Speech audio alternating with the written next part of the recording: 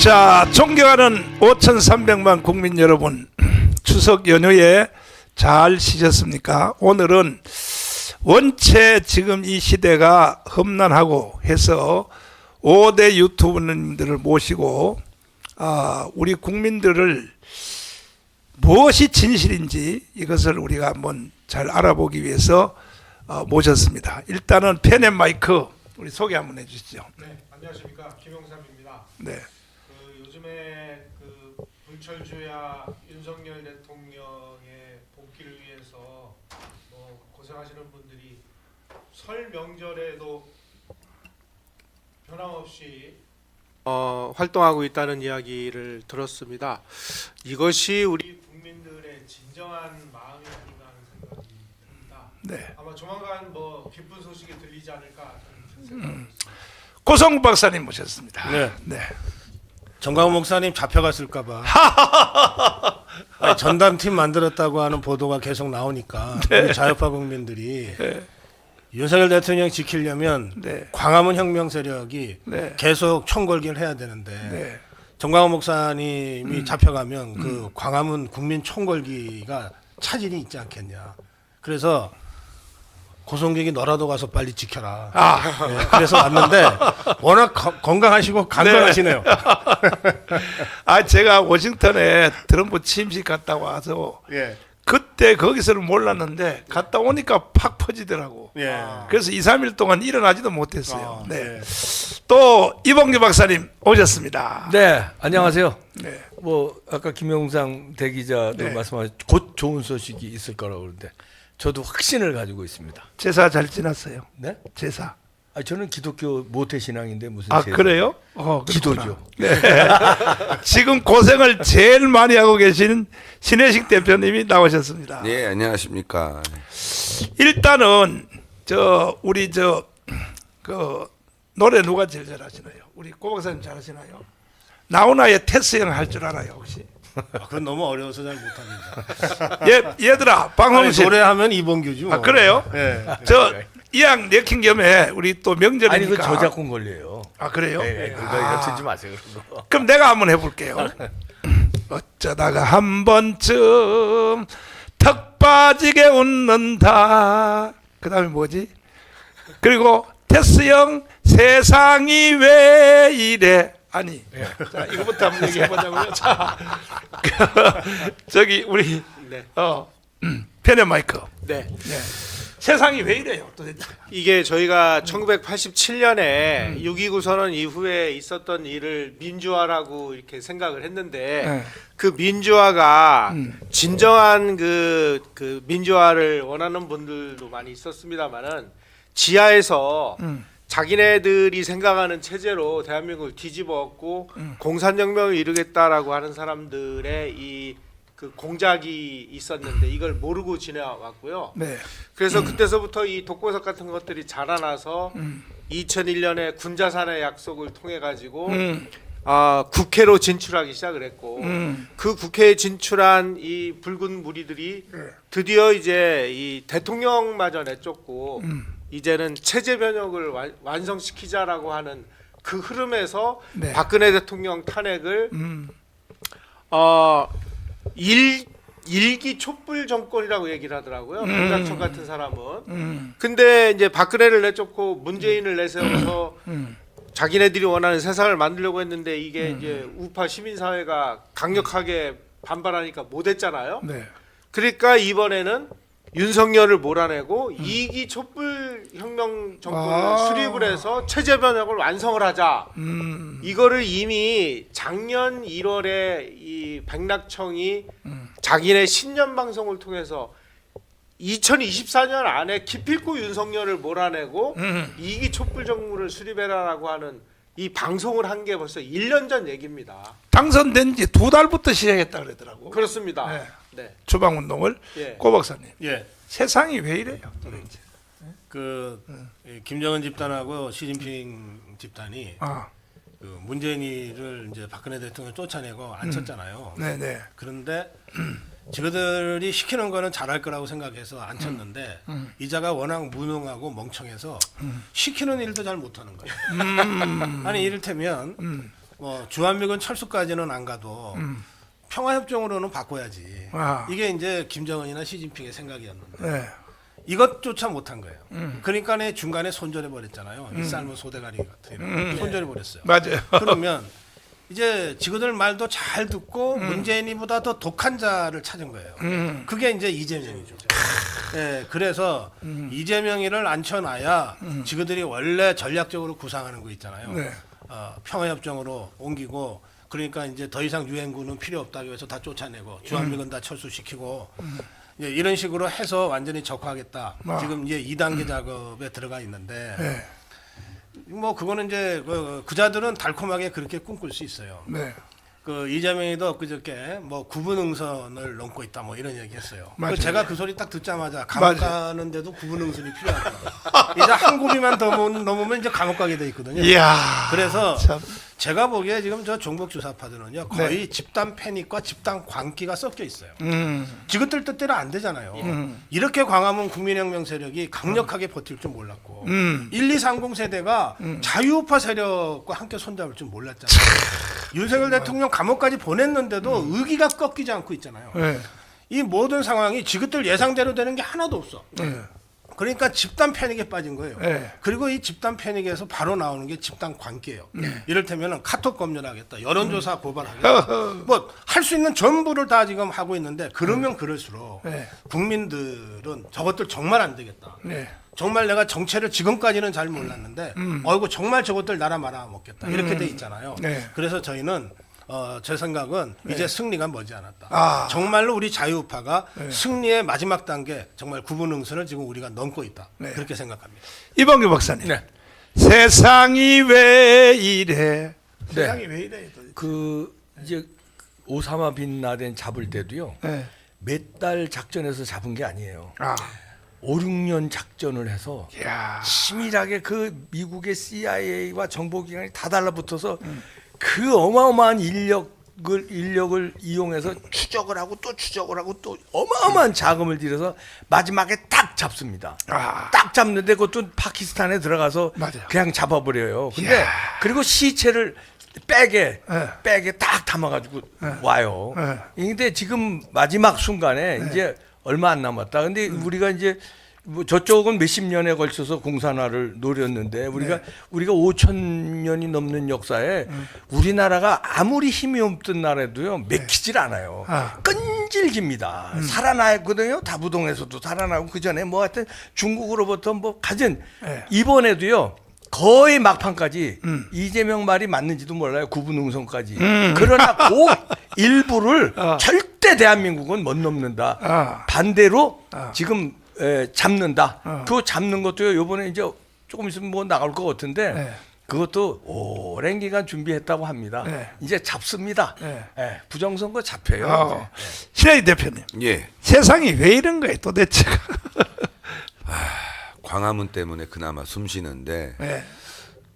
이번에 보니까요. 네. 1230이 들고 일어나고 또 국민들이 광화문에 나오고 정말 분위기가 좋아져서 대통령이 임기 중에는 지지율이 25까지 떨어졌다가 임기가 중단되고 난 이후에 최대 50위까지 오르는 기현상이 벌어지지 않았습니까? 아 이거 정말 뭔가 좀 변화가 있겠구나. 국민들이 이제 계엄령, 뭐 젊은이들은 계몽령이라고 그러는데 이걸 통해서 들고 일어나는구나. 네. 라고 생각했는데 네.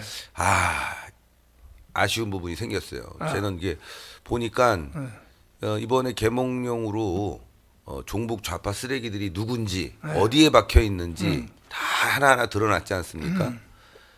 그런데 이걸 잘 이용을 해서 네. 광화문으로 결집하고 그리고 국민의힘도 정신 차리고 이래야 되는데 이자들이 또 분위기를 또 흐리고 있어요.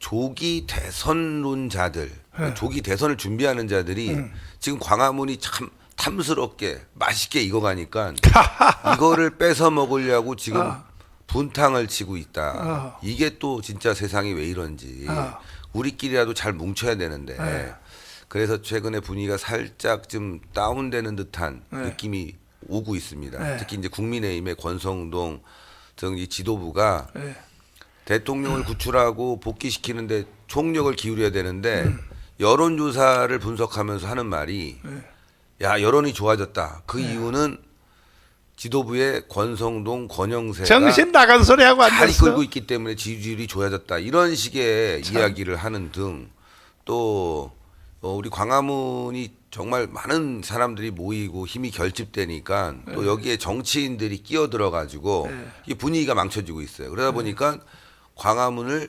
오세훈파, 홍준표파, 한동훈파, 뭐 기타 등등파가 지금 갈라먹으려고 정신 나간 소리 하고 예, 앉았어요. 하면서 야, 이 좋은 분위기를 왜 이 조기 대선파들이 망치고 있냐. 근데 이 조기 대선파가 우리 주변에 있다는 게 더 큰 문제고 알게 모르게 많이 스며들어 있다는 게 앞으로 이런 부분들을 좀 정리해서 우리가 가열찬 투쟁으로 윤석열 대통령을 석방시켜야 된다 이거죠. 그 이거 제가 이번에- 말씀만 좀 첨언할게요.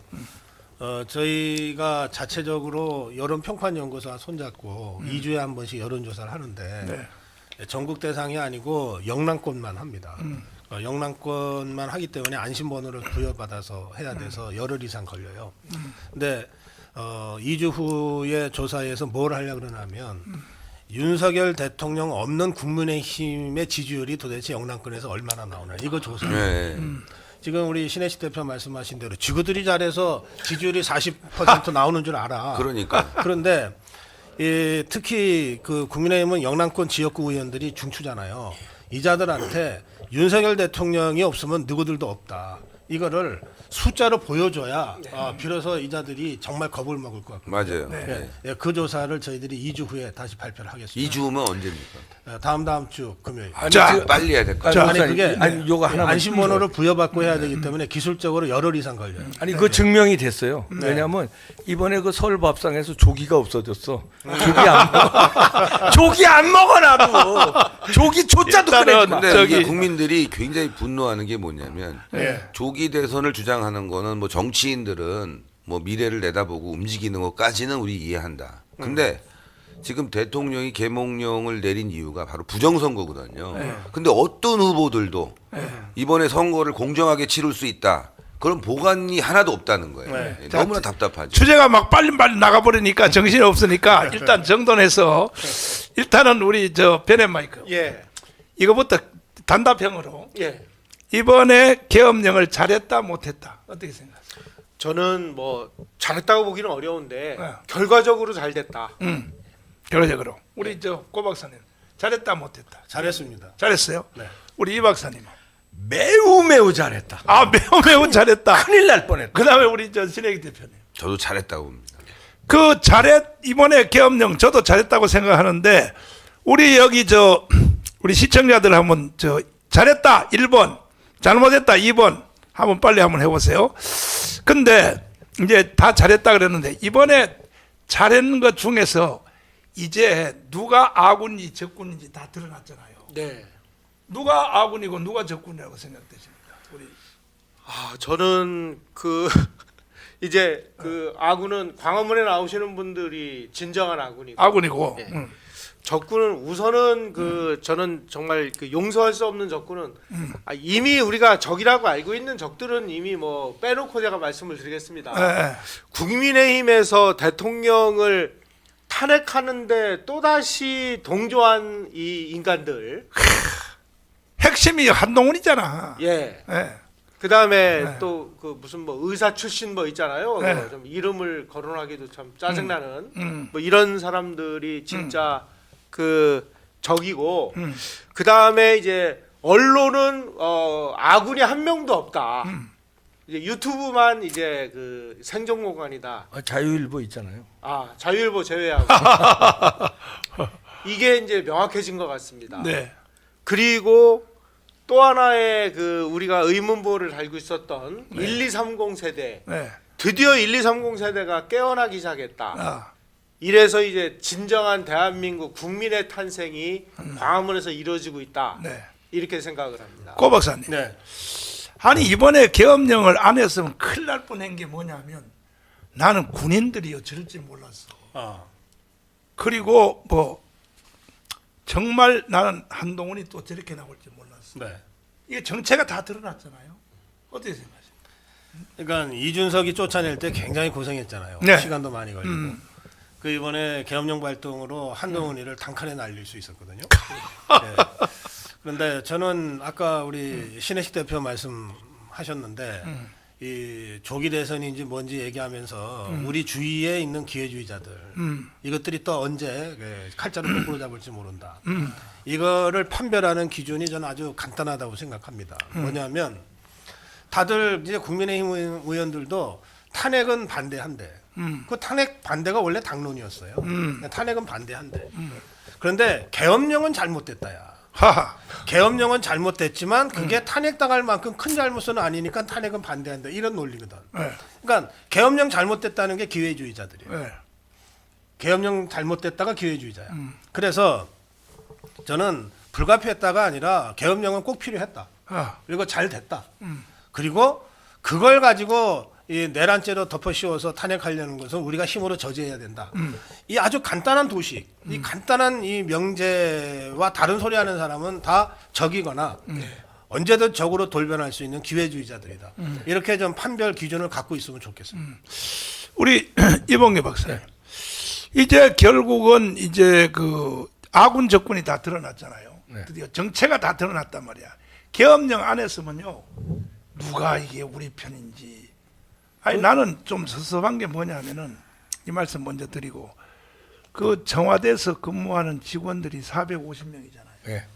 450명이 자기 대통령이 관저에 갇혀 있는데 낮에는 일을 마치고 저녁에라도 그 신혜식 대표님이 그 있고 거기 또 거기 뭐 저 오뎅 사다 줬죠 그때. 그저 우동하고 우동하고 붕어빵하고. 그렇지. 붕어빵. 근데 아니 박사님도 거기다 사주는데 그놈들이 450명이 한 번이라도 거기 구경하러도 안 오는 거야. 야, 아니 그러니까 내가 윤석열 대통령을 보면요 다 좋은데 사람 볼 줄로는 몰라. 그런 인간들을 말이야. 그러니까 이번에 아군 적군이 완전히 드러났잖아요. 네. 아군 누가 아군이고 누가 적군이고. 그런데 그 이걸 비교할 수 있어요. 이제 대통령 지금 지적하신 대로 사람 판별을 못했는데 예를 들어서 이제 사랑제일교회가 그때 탄압받을 때 있었지 않습니까? 네, 이걸 맞아요. 철거하려고 맞아요. 용역들이 오고 난리치는데 맞아요. 여기 그 성도들이 네. 이야 그때 눈물 나는 투쟁으로 이걸 지켜내잖아요. 여섯 번. 아니 근데 이게 교회도 이렇게 지켜내는데 대통령 관저라는 건 국가예요.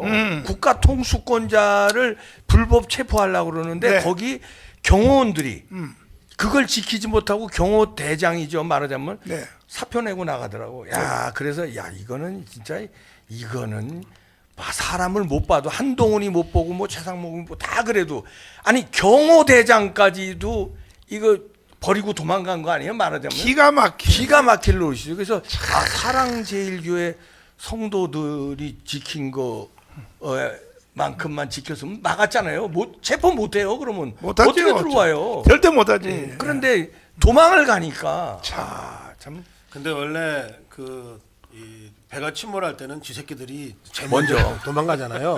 근데 그게 한두 마리가 아니거든. 근데 저는 이번 상황에서 진짜 사나이들이 나타났다. 그렇게 생각해요. 네. 우선 윤석열 대통령, 아유 최고지. 그다음에 김용현 국방장관, 그렇지. 그다음에 경호처장은 도망갔지만 경호청 차장, 차장. 예. 예, 거기 김성훈 지금 차장, 얼굴 잘생겼다고 또 저 난리 끝까지 났어. 안 일어선 또 김문수. 김문수. 이런 진짜 사나이들이 나타났다니까. 예. 그리고 우리가 앞으로 자유파 재건해서 간다면 바로 이런 사람들과 함께 하면 되는 그렇지. 거예요. 네. 우리 신혜희 대표님. 예. 누가 아군이고 누가 적군입니까? 다 드러났잖아 이제 드디어. 광화문 빼놓고는 다 적군으로. 광화문 빼놓고는 다 적으로 보이는데 특히 국민의힘이 이번에 실력을 보여준 것 같아요. 자기 실체와 실력을. 맞아요. 저자들 갖고는 아무것도 안 되는구나. 특별히 두 권씩.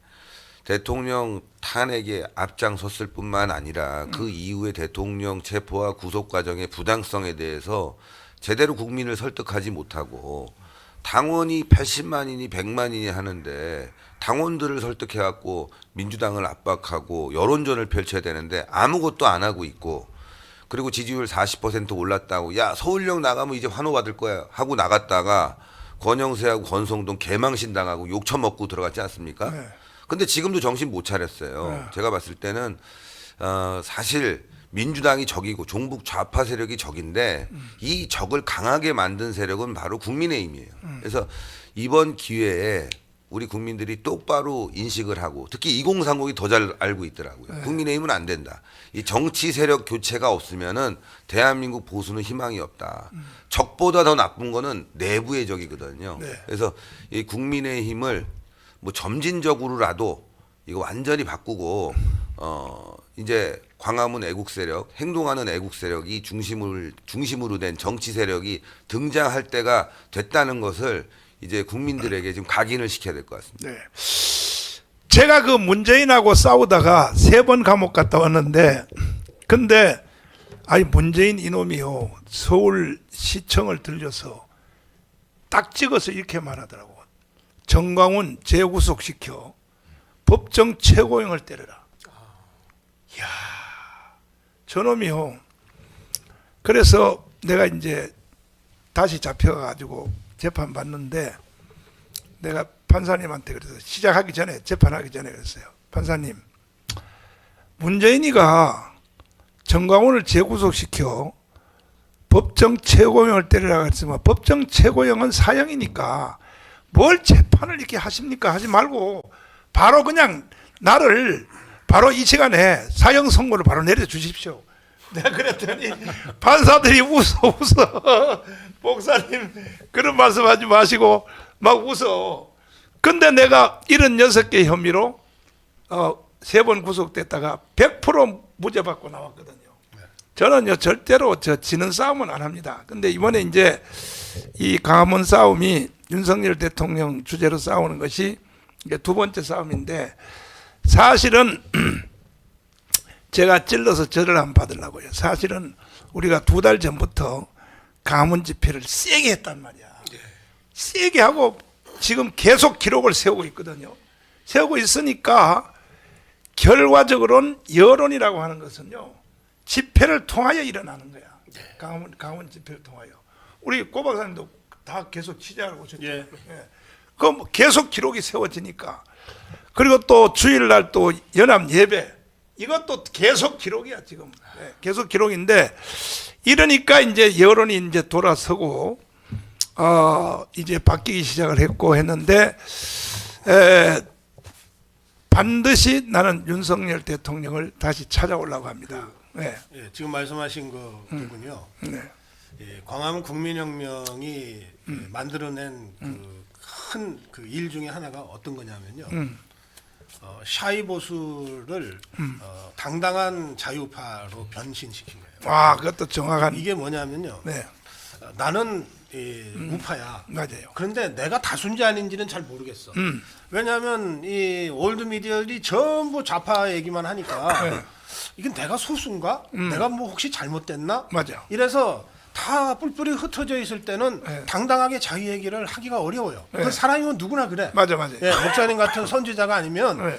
저 같은 일반 시민은 주인 눈치 보게 돼 있다니까. 근데 모아놓은 힘이 생겨. 모아놓으면 네. 나하고 같은 생각을 하는 사람이 이렇게 많은 줄 몰라. 네. 우리가 다수네. 네. 우리가 다수네. 네. 저 올드 미디어는 전부 거짓말을 했네 그동안. 우리가 다수네. 네. 그러니까 당당하게 얘기할 수 있는 거예요. 여론조사에서도 난 윤석열 대통령 지지해. 아니 윤석열 대통령 탄핵 반대해. 네. 당당하게 대답할 수 있는 거거든요. 예, 그런 점이 광화문 국민혁명이 만들어낸 정말 기적 같은 변화입니다. 네. 조금 거기 재미있는 현상이 있어서 네. 말씀드리고 싶은데 지하철을 타면 네. 과거에는 어르신들이 태극기를 숨겨가지고 지하철을 타고 이렇게 가요. 근데 이제 목적지에 도착하면 시청에 오면 이제 풀르죠. 사람들이 많이 많아지니까 말씀하신 대로 사람이 많으면 태극기를 딱 꺼내놓고 저기도 들었네 저기도 들었네 가는데 나 혼자 있을 때는 몰라요. 근데 또 하나가 요즘 보니까 젊은이들은요 그게 아니야. 올 때부터 태극기를 들고 와요. 그 지하철에 요즘 한남동 올 때 보면은 젊은이들이 태극기를 들고 출발지부터 목적지까지 그냥 가더라고. 그런 젊은이들이 굉장히 많아져 갖고 민주당 측 관계자가 언론 보도에도 얘기했어요. 이거 태극기 집회 맞아? 왜 이렇게 젊은 애들이 많아? 근데 말씀하신 대로 지금 샤이 보수들이 특히 젊은 층에 굉장히 많았거든요. 세상이 이상하게 돌아간다. 근데 침묵하고 있었는데 한 친구가 나 한남동 가서 태극기 흔들었다. 야 다음 주에 나도 한번 가볼래. 이번 주 광화문 갔더니까 굉장히 사람들이 많다. 야 나도 가볼래. 그러니까 최근에 혼자 왔던 친구가 3명, 4명을 끌고 나오더라고요. 맞아. 그런 현상들이 막 벌어지면서 지난 토요일 광화문 광장에 보통 광화문 광장 집회 끝나면은 차선 2-3개를 줄여주거든요. 그렇지. 줄여서 이제 차가 다닐 수 있게 하는데 천천히 하는데. 젊은 사람들이 다 앞으로 나왔는데 차선을 줄일 수가 없는 거예요. 꽉 차가지고. 아 많이 변했다. 그래서 역시 나 혼자 아니라는 것을 알려준 광화문 집회의 위력은 대단했다. 네. 혹시 그 방송실 지난주 토요일 날 그 강원 집회 영상이 있으면 한번 살짝 비춰주시고 이봉규 박사님. 네. 이제 그 보니까 이 강원 집회를 계속 하다가 보니까 용기가 생겼어. 이 사람들이 담대함이 생겼어. 좌파보다 더 세졌어 이제. 네. 막 욕도 더 잘하고 우파가. 예? 그 용기가 그 내가 보니까 이봉규 박사님이 연설을 잘해서 생긴 거예요. 아이고 아닙니다. 그 저는 그 처음에 계엄 터졌을 적에 네. 조금 걱정했어요. 저는 뭐 그 10시 반에 계엄 터지고 바로 지지 방송을 했습니다만 네. 속으로는 야 이게 잘못 여론이 돌아갈 수도 있겠구나. 그런데 그러고서는 이제 그 다음에 이제 교회를 갔어요. 제 이제 네. 다닌 그 교회 갔는데 네. 속으로는 좀 걱정하고 갔어요. 아 이제 나를 좀 안 좋은 눈초리로 쏴보거나 그게 느끼거든요. 그렇지. 그런데 반대 현상이 평상시 보도 악수하는데 더 뜨거워지고 오호. 기도하고 있습니다. 그러고 이게 분위기가 달라지는 거예요. 강화문에서 연설해서 그런 거야. 아니. 근데 그래서 야 이 계엄이 이게 나만 그렇게 생각한 게 아니라 대다수 국민들의 힘을 받는구나. 이게 완전 첫 주말부터 이게 분위기가 바뀌는 걸 교회에서 느꼈어요. 네. 그래서 이건 이 계엄은 성공하겠구나를 직감했으면 아니나 달라 뭐 광화문은 완전히 갈수록 지금 신기록이잖아요. 자 영상 한번 보여줘 보세요. 영상 강화문 영상. 이게 계속 기록 경기입니다. 엄청나게 이게 2019년 10월 3일부터 계속 이게 이건 인류 역사의 기록. 지금 골목이 안 비춰줘서 그래요. 맞아요. 저 안에 골목까지 맞아요. 저 골목에 저 동합연세점 저쪽 보세요. 저 뒷골목. 그리고 또 춥다고 해서요. 저기 저 가게에 들어가 있는 사람도 많아요. 저 뒤가 저게 이제 저기 뒤편이잖아요. 세종문화회관 앞에. 이쪽 골목 안으로 보면은 코리아나 호텔 안쪽 골목으로 TV조선이 있어요. 네. 거기까지 꽉 찼으니까 TV조선 직원들이 겁먹었대잖아요. TV조선 때려부시러 왔나 보다. 태극기들도 그 앞에까지 꽉 찼어요. 장관.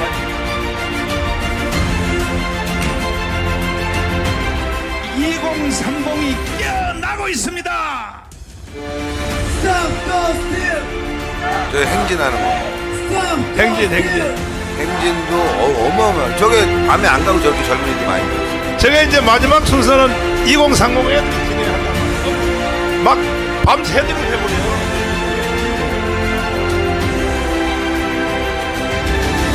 저건 인류 역사의 기록이야. 이제 점점 더 할 거예요. 이번 주 토요일 날은 또 더 기록해서 이거 배 이상 또 모일 거예요. 또. 저게 밤에 젊은 애들이 안 가고 남아가지고 같이 함께 하는데 걔네들이 또 한남동까지 다 갔어요. 맞아. 한남동까지. 한남동까지 다 왔어요. 이거는 2000년 인류 역사의 기록이야. 한국의 기록이면 인류 역사의 기록이야. 헌재 재판관들이 저거 보고서 간담회 손을 해주지. 자, 더 늘어날 거예요. 특히 20대 중심으로 더 늘어나는데 자, 이제 이렇게 돼서 그럼에도 불구하고 윤석열 대통령을 이재명이가 이제 감옥에다 가뒀단 말이에요. 놨는데 그러니까 이제 정강훈 목사 하나만 감옥에 더 넣으면 이제는 다 이긴다. 이렇게 착각을 하고 김민석이가 김민석이가 나를 공격하는 거 한번 보여드릴 테니까 한번 보세요. 자, 김민석이가 이게 최고위원 아닙니까? 더불어민주당에. 이놈이 나를 공격하는 걸 한번 비춰 한번 보세요. 특별히 전광훈 집회의 책임을 엄정히 짚을 때가 되었습니다. 탄핵 반대 집회에 동원 알바비 지급을 공언하고 공수처 인근 분신 사건 후에는 효과 있는 죽음의 기회를 주겠다고 망언했고 서울구치소에서 윤석열을 강제로 데리고 나와야 한다고 선동하고 서부지법 앞으로 모이자고 주도했습니다. 무엇보다 헌법을 부정하고 폭력을 조장하는 국민 저항권이라는 해괴한 개념을 내세운 것은 반국가 세력 척결을 내란의 명분으로 삼았던 윤석열과 똑같은 가짜 자유민주주의 패션 논리입니다. 자유민주주의를 파괴하고 폭력을 조장하는 전광훈식 극단주의가 민주헌정의 새로운 최대 위협 요인입니다. 최대 위협 요인이에요. 김영삼 기자님. 이거 듣고 어떻게 느끼세요? 무슨 나치 선전하는 것 같은 거거든요. 저게 그 말도 안 되는 엉터리 논리인 게요. 네. 저런 친구들이 그 국회나 이 그 대한민국의 이 사령탑인 뭐 사법부, 행정부, 입법부에 지금 막 들어갈 수 있는 길이 열린 게 네. 독일 같은 경우에는 반국가 사범 활동을 하다가 형을 살았던 사람들은 절대로 공직에 취임할 수 없도록 엄격하게 법이 만들어져 있습니다. 그게 이제 독일 헌법수호청이 자유민주주의의 수호를 위해서 아주 그 엄격한 기준을 정한 건데요. 과거에 우리나라에는 그런 게 있었어요. 근데 이게 뭐 민주화 운운하면서 그게 다 무너지는 바람에 지금은 어떤 상황이 됐냐면은 과거에 국가보안법 위반으로 대한민국을 무너뜨리고 반 대한민국 활동을 한 사람이나 반 자유민주주의 활동을 한 사람들일수록 더 별을 달고 국회에 진출하는 어드밴티지를 얻고 있다는 것입니다. 이거는 그 이 연결고리는 이번에 우리 광화문 시위가 지금 해야 될 일이 굉장히 많아요. 그 중에 가장 중요한 문제 중에 하나라고 저는 봅니다. 네. 더 이상 국가에다가 총뿌리를 들이대고 돌을 던졌던 사람들이 공직에 취임하는 이런 불상사는 저는 막아야 된다고 생각합니다. 우리 고 박사님. 저자가 이제 젊을 때 네. 대한민국 체제 전복을 위해서 할 수 있는 걸 다 했던 했죠. 반국가 세력인데요. 세상에. 그런데 김대중이가 저자를 픽업을 했어요.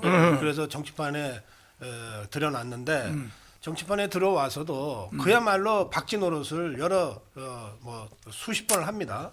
그 과정에서 얻은 별명이 김민세 아닙니까? 네. 그러니까 이제 저자의 얘기는 뭐 귀담아 들을 이유도 없죠. 다만, 근데 왜 저자가 저럴까? 네. 지금 이 좌파 일부에서는요.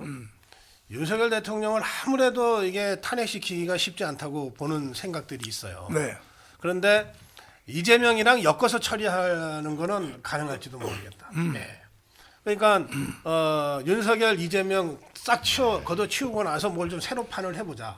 뭐 그게 개헌이 됐건 뭐 조기 대선이 됐건 뭔가 해보자. 네. 그러면 저 지금 종북 주사파 진영 안에서는 이재명이 어차피 사법처리당해서 대선 못 나온다고 보는 사람들이 다수거든요. 맞아요. 그자들 중에 이제 김경수가 어제 치고 나왔잖아요. 그래요. 4대 요구를 내세우. 이건 문재인이랑 사정 교감 없이는 할 수 없는 얘기거든요. 그러니까 김민석이하고 김경수하고 김부겸이하고 이재명이 어차피 출론 못한다고 보고 지금 이미 차기 경쟁에 뛰어드는 과정에서 센 놈이 더 센 소리 하면서 지금 그 이재명 개딸들을 자기 밑으로 끌어들이려고 하는 발언이에요. 그래서 저는 뭐 저 얘기 자체는 아무런 관심을 가질 이유도 없다 그렇게 보는데 제가 여기서 강조하고 싶은 것은 저자들이 저렇게 자중질환이 이제 본격적으로 시작이 됐는데 네. 그게 우리 국민의힘 쪽에 조기 대선론으로 점화될 가능성이 있습니다. 그렇게 되면 이제 뭐 어차피 윤석열 대통령은 뭐 어렵게 됐으니까 우리가 정권 한번 더 잡으면 되지라고 하는 조기 대선론이 퍼지면 퍼질수록 네. 윤석열 대통령에 대한 관심은 떨어지고 그러면 관심이 떨어지면 지지율도 자연스럽게 떨어져요. 지금 그게 종북 주사파들의 최대 목표거든요.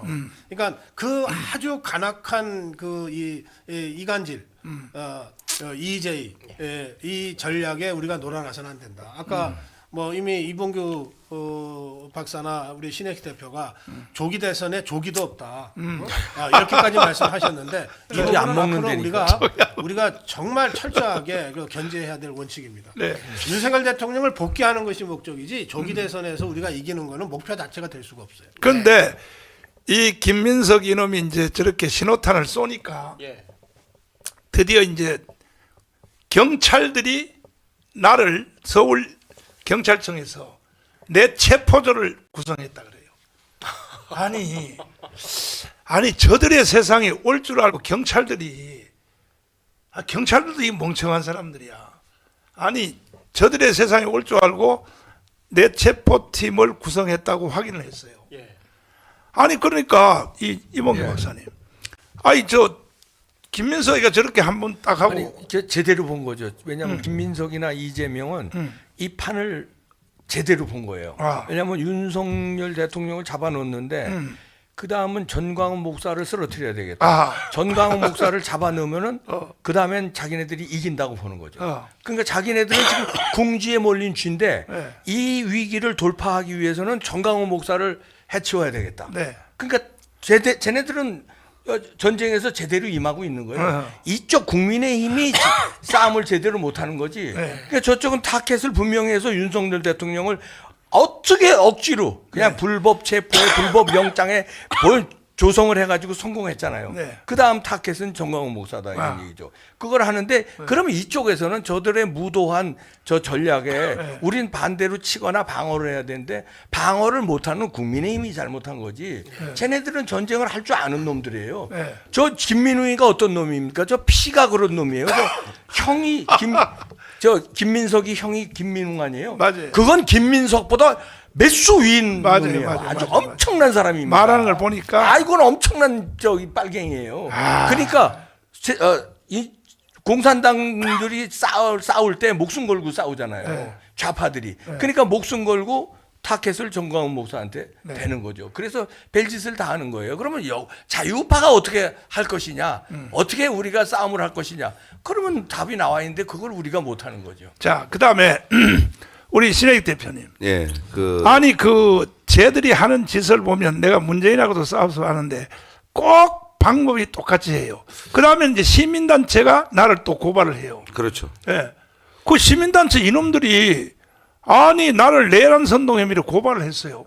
쟤들이 그렇게 짜고 이제 딱 김민석이가 신호탄을 쏘고 그다음에 또 이렇게 하는데 시민단체 이 자식들이 정신이 나간 놈들이죠. 어떻게 생각하세요? 지금 윤석열 대통령을 지키고 있는 세력 그리고 향후 저자들이 적화로 갈 때 방해 세력 이게 딱 드러난 거죠. 네. 예, 윤석열 대통령과 전광훈 목사라는 게 딱 드러난 거 아니겠습니까? 근데 이제 제가 요즘 분위기가 이렇게 바뀌어가지고 젊은 애들이 연설을 참 잘해요.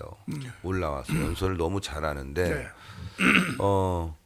그들이 바라보는 전광훈 목사님 그리고 그들이 바라보는 지금의 현 시국 그러면 그들은 어디서 정보를 얻을까? 그래서 한번 봤어요.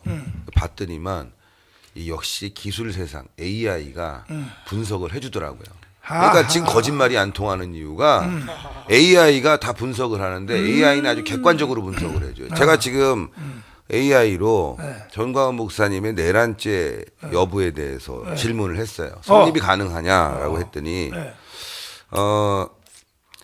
내란죄 성립 여부는 어렵다. 그런 의견이 많다. 폭동이 실제로 일어나지도 않았고 AI 감사해 땡큐. 실질적으로 입증되어야 한다. 그리고 정치적 표현의 자유다. 딱 나오고요. 향후 전망은 네. 구체적인 의도를 봐야 되겠지만 성립은 어렵다. 다만 정치적으로 사법부의 판단이 갈릴 수는 있다. 그러니까 정치적 탄압은 할 수 있다고 나와요. 그러니까 젊은 애들이 연설을 하는 걸 보면은 굉장히 논리적으로 해요. 근데 걔네들이 다 넣더라고요. 내가 오늘 무슨 발언할지 팩트 체크를 다 해보고 그러고 난 뒤에 또 AI가 연설문을 작성을 해줘요. 거기에 맞춰서 자기가 필요한 문구를 넣어서. AI 세상 됐어. 그러니까 애들이 나와서 연설하는 게 좌파를 압도할 수가 있는 게 논리적으로 너무나 딱딱 맞아 떨어지는데 걔네들이 신뢰하는 거예요. 왜? 이거는 인터넷에 쌓인 데이터를 가지고 AI가 분석해 준 거다. 그러니까 좌파랑 얘기해도 꿀리지 않는 거예요. 옳고 그름이 예, 있으니까. 자신감을 얻는 거죠. 그동안은 언론이 그 역할을 했죠. 네. 언론이 중심을 딱 잡아주고 이거는 잘못됐고 이 부분은 우리가 앞으로 시정해야 되고 이런 부분들로 언론이 기준을 잡아줬는데 이제 젊은이들은 언론을 믿지 않아요. 하도 거짓말을 많이 저도 해요. 이제 집에 가서 AI한테 한번 물어봐야 되겠어. 연합뉴스에서 계속 정광훈 체포하라 떠드니까 이제 시간이 없으니까 빨리 1시간 내에 딱 끝나야 되니까 헌법재판소에 대해서 한번 얘기해 보자고요. 걔들이 본정신이에요. 그 재판관들이 지금 8명이죠. 이미 헌법재판소는 아까 이제 아군과 적군을 다 가름하지 않았습니까? 적군이라고 볼 수밖에 없어요.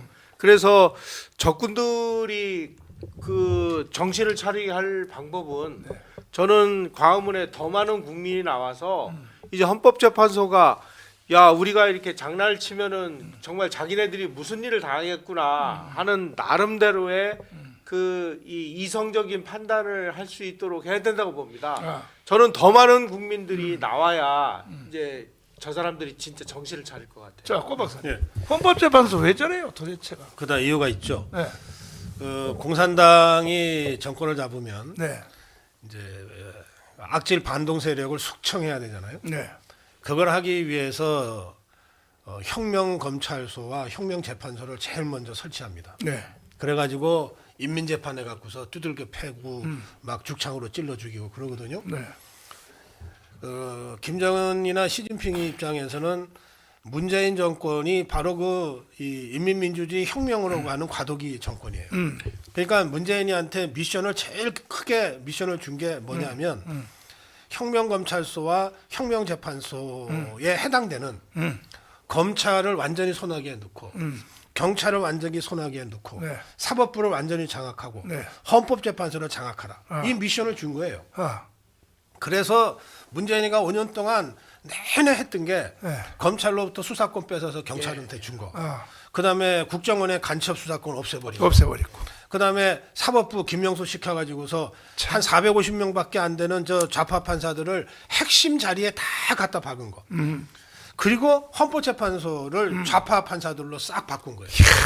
참, 이거 문재인이가 김정은이 지시받고 시진핑이 미션 받아가지고 한 거거든요. 그러니까 지금 사법부는 지금 좌파 그 종북 주사파의 인민민주주의 혁명의 가장 강력한 교두보로 그동안 지금 작동을 해 온 거예요. 예. 네. 그런데 이제 윤석열 정부가 들어섰잖아요. 네. 그러니까 윤석열 정부가 이것을 최대한 빨리 이거를 정리를 했어야 돼요. 최대한 빨리 이 검찰과 경찰과 사법부와 헌법재판소, 국정원 이걸 최대한 빨리 정리를 했어야 돼요. 거기에 저 문재인 종북 주사파 세력이 박아놓은 네. 이 좌파 판사, 좌파 검사, 좌파 공작원, 좌파 경찰 이런 것들을 싹 정리를 했어야 되거든요. 네. 초기에 그거를 좀 소홀히 했어요. 자, 이제 한 주제를 가지고 전체를 다 돌릴 수가 없고 시간 관계상 이제는 나눠서 하겠습니다. 이봉규 박사님, 그 심우정 왜 그래요? 검찰총장. 이제 심우정도 그렇고 네. 그 헌재 재판관도 그렇고 네. 오동훈이도 그렇고 목숨 건 게임을 하는 것 같아요. 그러니까 어느 편을 들어야 내가 사느냐, 사느냐 죽느냐의 게임에서 이 판단들은 이제 잘못하고 지금까지는 있는데 조금씩은 앞으로 이제 달라질 겁니다. 왜냐하면 강화문에 이제 이런 것 때문에 이렇게 그거를 주입시키는 게 이제 이재명이 그런 걸 잘하거든요. 내가 정권을 잡으면 죽일 놈들 완전히 죽이고 살 놈들은 완전히 배 터지게 살게 해준다. 그걸 밑에서부터 이제 한 20년 전서부터 했어요, 실제로. 네. 이재명을 따르는 사람은 자리를 주고 돈을 주고 하여튼 그렇게 하고 이재명한테 반기를 드는 사람은 감옥을 보내거나 죽거나 정신병원에 보내거나 완전히 박살을 내거든요.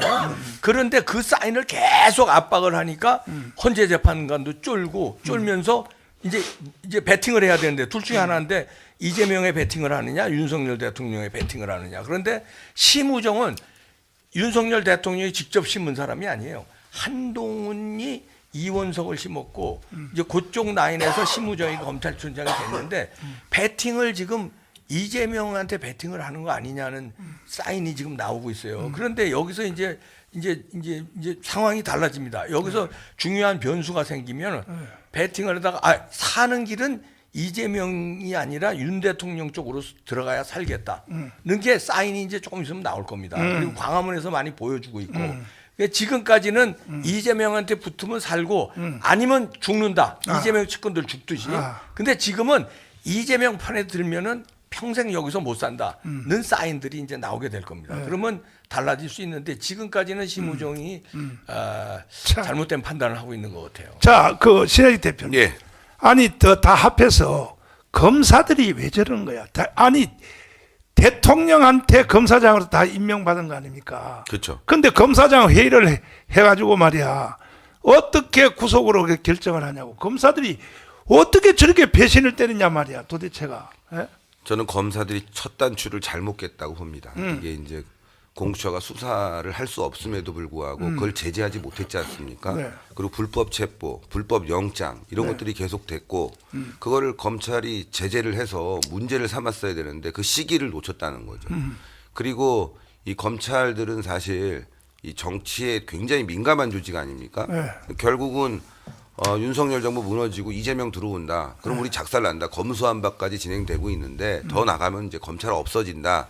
우리 조직은 살려야 되는 거 아니냐. 이런 조직의 논리가 검찰에게 우선순위 됐다. 대한민국의 안위보다 조직의 논리가 앞서는 검찰이 결국 검찰을 망쳤고 또 이제 국민들로 봤을 때는 공정하지 못한 조직으로 이제 확실하게 각인이 돼 버린 거죠. 그래서 사실 민주당이 추진한 검수 완박에 대해서 보수 측 입장에서는 저렇게 하면 되면 안 된다.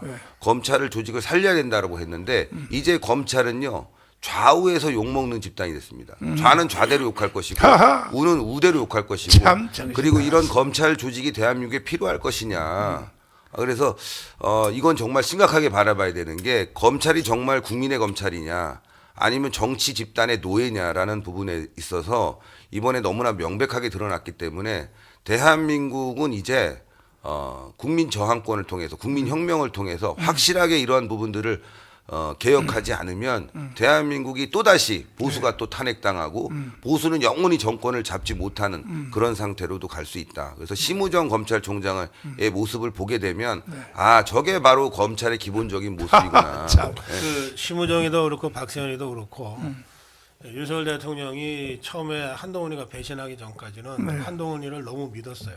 그래서 검찰 인사를 거의 맡기다시피 했습니다. 사기당했어. 네, 그래서 이 한동훈이가 법무장관으로 있으면서 두 차례에 걸친 정기 인사를 하거든요. 그러면서 지를 따르는 사람을 요소요소에 다 갖다 박았어요. 그러니까 지금 이런 식으로 대통령을 핍박하고 하는 검찰, 그것도 포스트에 있는 자들은 다 한동훈 사람들이다. 그렇게 보시면 쉽게 이해가 됩니다. 김영삼 기자. 예. 그래도 판사들은 조금 더 나은 것 같아요.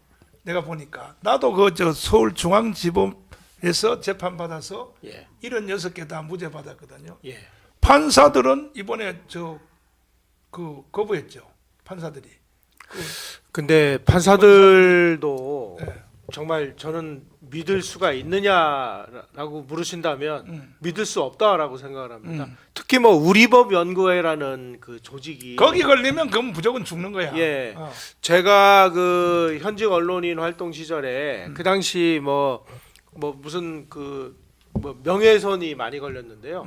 그 특정한 그 재판부가 있습니다. 그 당시 뭐 서울중앙지법 몇 부, 민사합의 몇 부로 떨어지면 이건 다 지는 거예요. 이런 식으로 지금 우리 그 사법부도 진짜 뭐 우리법 연구회 소속 사람들이 요지를 다 점령하고 있기 때문에 그런 쪽으로 그 사건을 배당하거나 그런 쪽으로 몰아가면은 빼도 박도 못하는 상황이 벌어지는 거죠. 그래서 사법부도 믿을 수가 있느냐라고 물으신다면 저는 믿을 수 없다라고 생각을 합니다. 자, 우리 고 박사님. 네. 그 재판부를 피고인이 좀 선정할 수 없을까?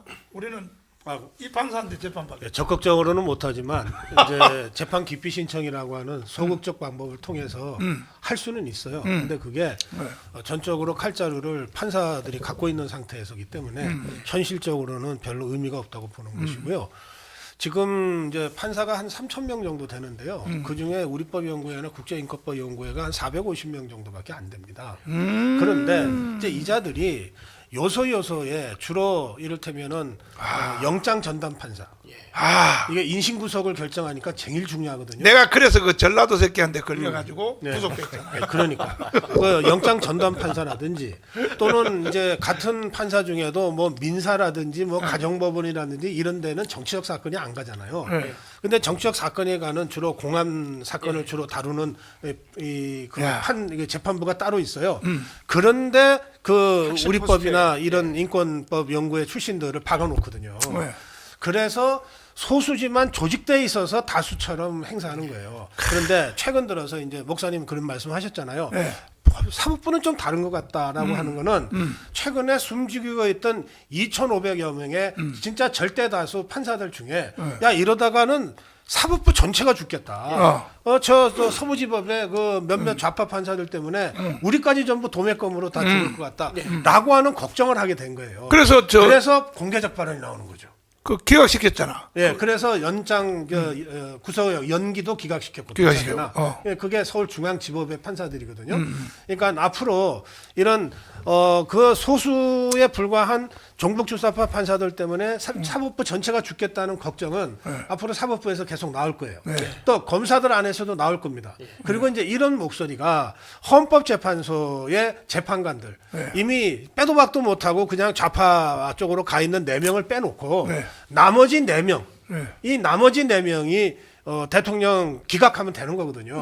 이 나머지 4명은 그만큼 여론에 민감하고 영향을 많이 받아요. 그러니까 그 나머지 4명의 헌법재판관이 정말 법과 양심에 따라 또 국민 여론을 잘 보고 판단하게 만들면 됩니다.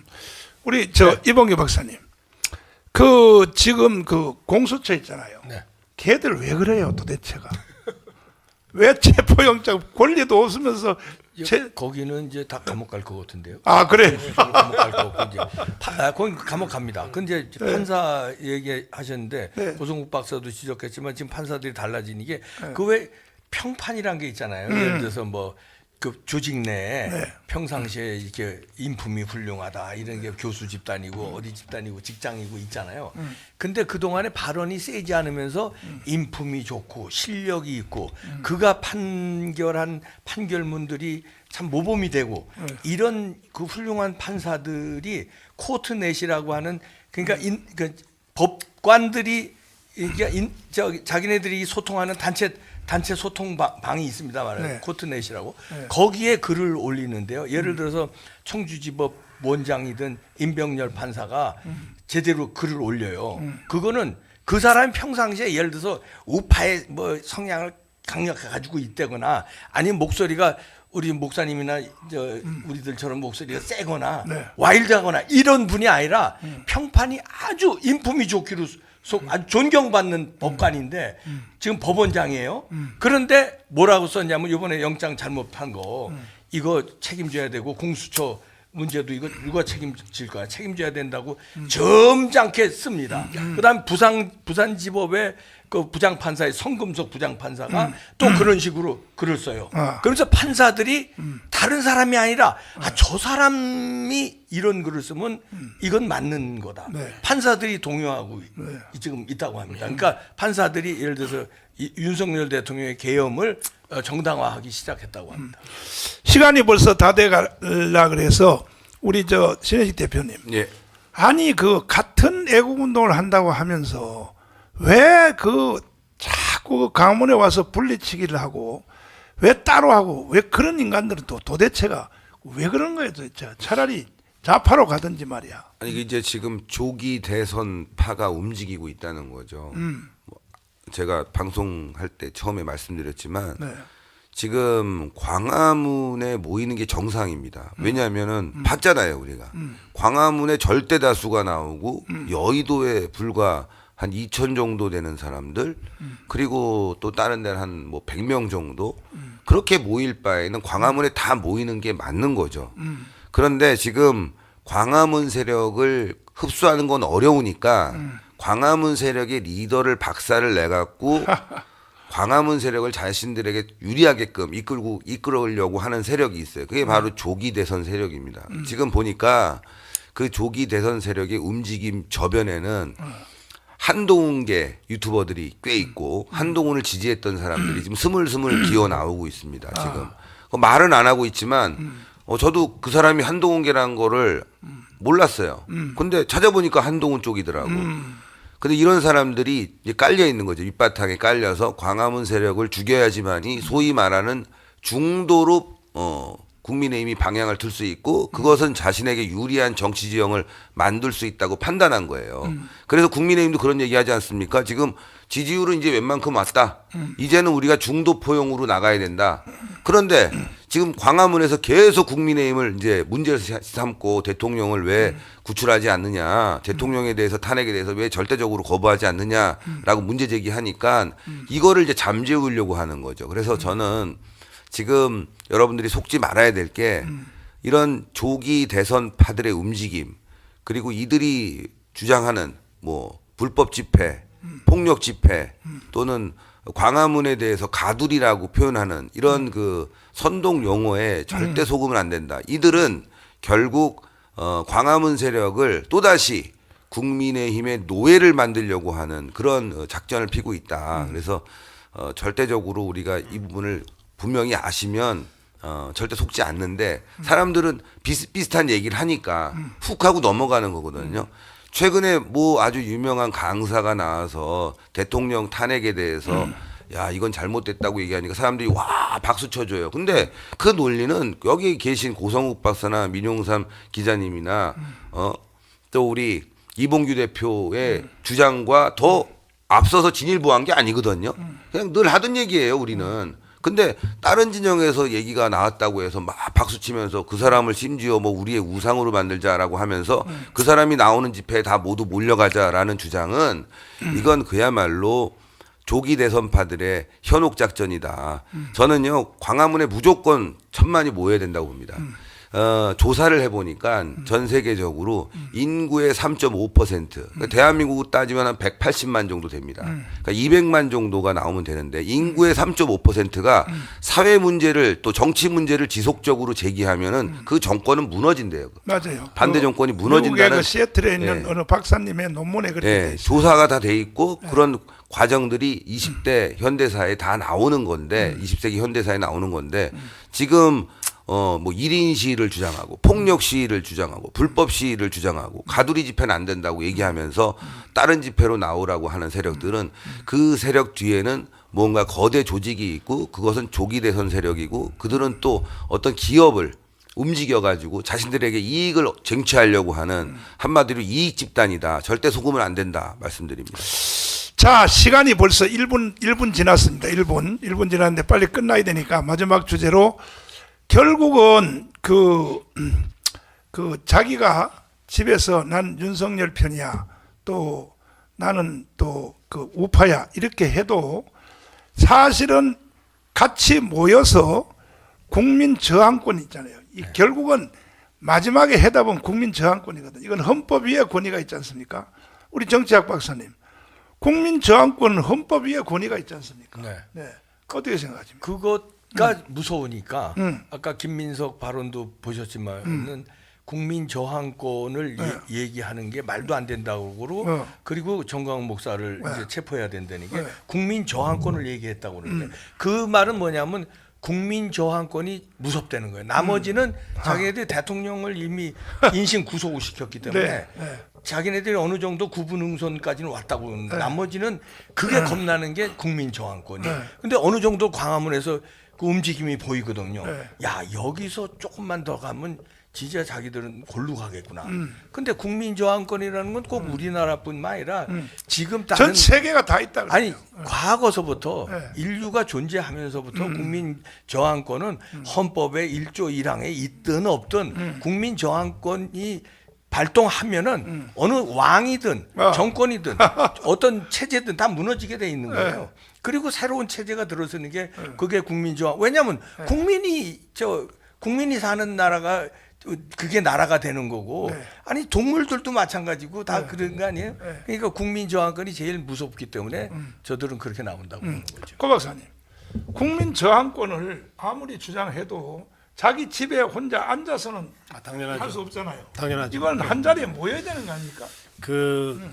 이제 탄핵을 예를 들면요. 네, 국회에서 대통령 탄핵하려면 200명이 필요하잖아요. 그렇지. 3분의 2. 그렇지, 그렇지. 그다음에 헌법재판소에서도 탄핵하려고 그러면 9명 중에 6명, 3분의 2 이렇게 돼 있잖아요. 그건 네. 뭐냐면 설사 대통령이 좀 마음에 안 들어도 국민이 직접 선출한 대통령을 파면하려면 국민의 3분의 2가 동의해야 된다 이런 뜻이에요. 그러면 지금 수많은 여론조사에서 대통령 지지율이 45, 50까지 나오잖아요. 그렇죠. 국민의 절반 가까이가 지금 대통령을 지지하니까 그렇죠. 이거를 지그들이 숫자 맞췄다고 해서 국회에서 탄핵하거나 숫자 맞췄다고 해서 헌법재판소에서 파면 결정을 하면 주권자인 국민 절대 다수가 대통령을 지지하고 탄핵 안 된다고 하는 것에 정면으로 반하는 행동을 하는 거잖아요. 이때 발동되는 게 국민 저항권이에요. 네, 주권자인 국민의 뜻과 다르게 움직일 때 국민이 그 저항권을 발동해서 바로 잡아야 되잖아요. 네. 국민이 바로 잡지 않으면 바로 잡을 방법이 없어요. 예. 그래서 저는 국민 저항권은 헌법 위에 있는 것이고 그리고 이 같은 상황에서는 너무나 당연한 것이다. 아. 그런 말씀을 드리고 이 국민 저항권을 행사하기 이전에 그냥 국민 저항권을 직접 행동으로 행사하면 엄청난 그 이 후폭풍이 옵니다. 수많은 희생자들이 생길 수 있어요. 네, 네. 그래서 국민 저항권을 행동으로 행사하기 이전에 국민 다수의 뜻이 이러니까 국민 다수의 뜻에 반하는 행동을 하지 마라. 이렇게 지금 경고하는 거거든요. 그렇지. 헌법재판소에다가 그걸 경고하는 거예요. 만약에 헌법재판소가 이렇게 해서 기각하면 광화문 국민혁명 세력이 만세하고 다 집으로 돌아가지. 그런데 지금 이 상태에서 만약에 헌법재판소가 국민 절대 다수의 의견과 완전히 다른 대통령 파면을 결정했다. 그러면 진짜 그냥 있을 수 있습니까? 아니 그냥 폭동 일어날 것 같아요. 아니, 그러니까. 바로. 그러니까 국민 저항권을 행동으로 옮기기 전에 헌법재판소가 국민 여론을 잘 받들어서 올바른 판단을 해라. 이렇게 우리가 경고하는 거거든요. 네. 경고를 하려면 한 명이라도 더 같이 모여서 같은 소리를 내야 돼요.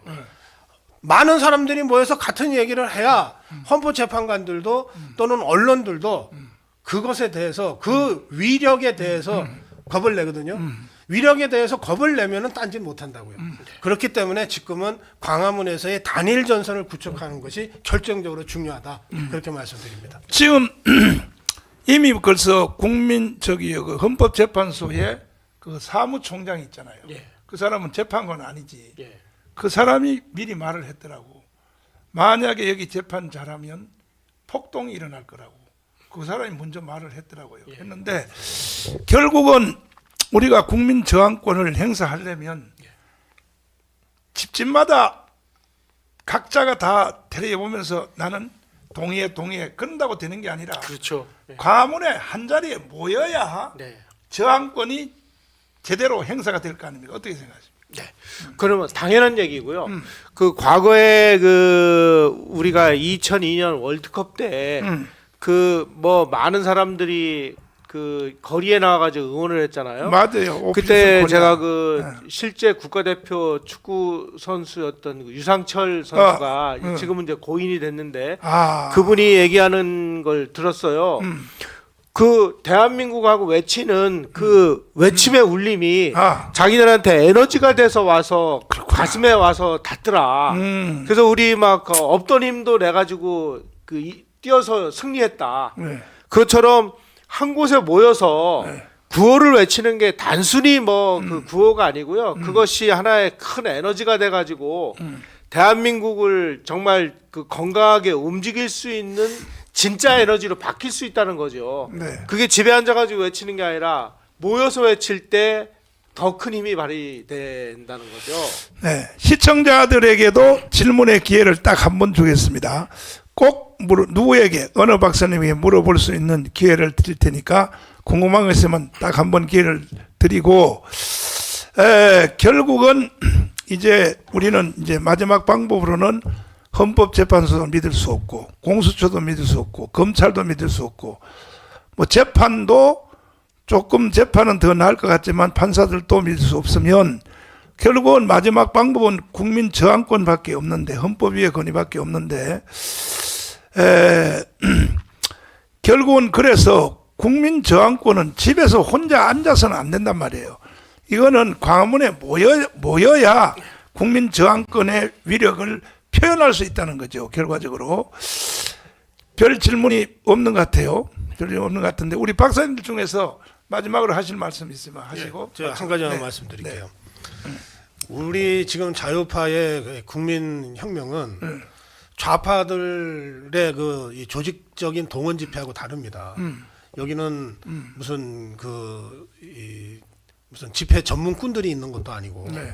또 무슨 돈 주면서 동원하는 그런 데도 아니에요. 우리는 여기 헌금하고 와요. 그러니까 이런 무정형의 수백만의 국민이 모여서 네. 그것도 평화적으로 네. 합법하고 적법하게 지금 집회를 하고 있잖아요.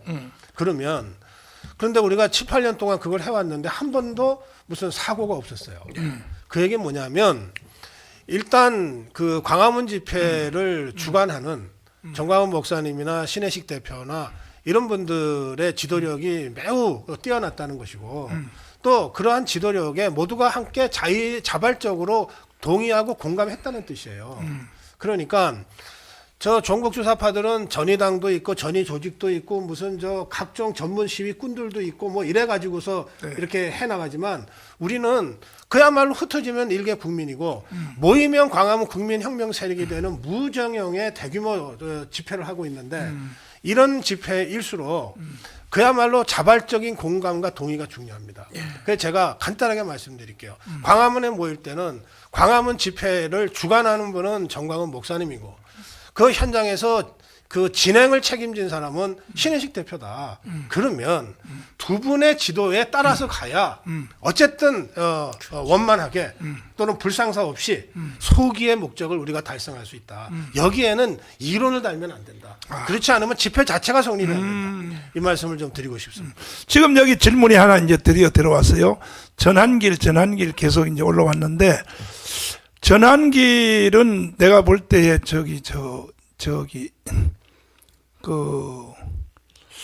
저쪽에 부산 집회로 가는 것 같고 이 광화문으로 전환길을 광화문에 좀 세우라 이런 댓글이 많이 올라오는데 누가 잘 아시나요 혹시? 전환길은? 하여튼 전환길 그 씨가 광화문에 나오면 좋은 거죠. 우리가 전환길에 대해서 비난하는 게 아니에요. 다만 이제 그것을 그 전환길 발언이 새로운 것처럼 포장을 해서 마치 그쪽으로 가자. 맨날 우리가 주장하는 게 그거거든요. 대한민국 살리자인데 상식적인 판단은 우리가 늘 존중하고 광화문에 함께 하자는 거죠. 다만 이제 일부 세력이 전환길이라는 사람을 이용해서 전환길이 있는 곳으로 가야지만이 뭔가 진리가 있는 것처럼 그것이 중심인 것처럼 얘기하는 건 잘못됐다. 무조건 광화문에 나와야 된다. 그게 누가 됐든 전환길이 됐든 소년보 목사가 됐든 광화문으로 나와서 함께하면 되는 거 아니겠습니까? 소년보 목사 보고 광화문 나오지 말라는 얘기는 안 했잖아요. 아니 내가 오라고 사정을 해도 안 와. 그러니까 전환길도 마찬가지로 오면 되는 거고 이번 주라도 늘 열려 있는 것이고 하니까 그걸 말씀드리는 거죠. 어떤 특정인을 비하하고자 저희가 전환길이 다 아는 얘기, 뻔한 얘기 한다 이 얘기가 아닙니다. 그래서 어쨌건 늘 열려 있으니까 함께 하자. 곳곳에서 하지 말고 함께해서 이 파일을 키우고 그 열매를 같이 나누자는 건데 지금 일부 세력들이 이거 조기 대선으로 가려면은 우리가 힘이 있어야 돼. 나는 특정 세력과 연관돼 있어. 이런 생각을 하면서부터 문제가 생긴다 이런 거죠. 그래서 여기 소년보 목사님 쪽으로 이제 그 전환길 그분이 이제 그쪽으로 간다 그랬는데 그 착각을 잘못하는 것 같아. 그 참 크게 잘못하는 것 같은데 언제 나도 한번 섭외를 한번 해보겠습니다. 섭외를 해보고 절대로 딴 데서 하면 안 된다니까요. 같은 시간에 광화문에 똑같은 시간에 부산에서 왜 하냐고요. 그 부산에서 그러니까 가장 효과적인 건요. 토요일은 광화문에 다 모여서 맞아요. 하고 그다음에 평일에는 월요일날 부산에서 하고 화요일날은 대구에서 하고 그래서 전국적으로 이 집회가 일어나면 그게 더 커지고 야, 그 사람들이 야 이제는 다 같이 광화문으로 가 토요일 이렇게 되면 천만이 만들어지는 거 아니겠습니까? 자, 이제 구호 제청으로 우리 박사님들은 구호를 잘 안 해와서 모르는데 뭉치자 싸우자 이기자입니다. 그거자입니다.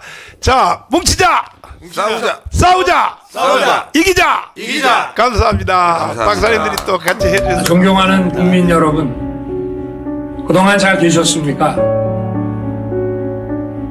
저를 응원하고 많은 지지를 보내주신 거에 대해서 정말 감사의 말씀을 드립니다. 안타깝게도 이 나라에는 법이 모두 무너졌습니다.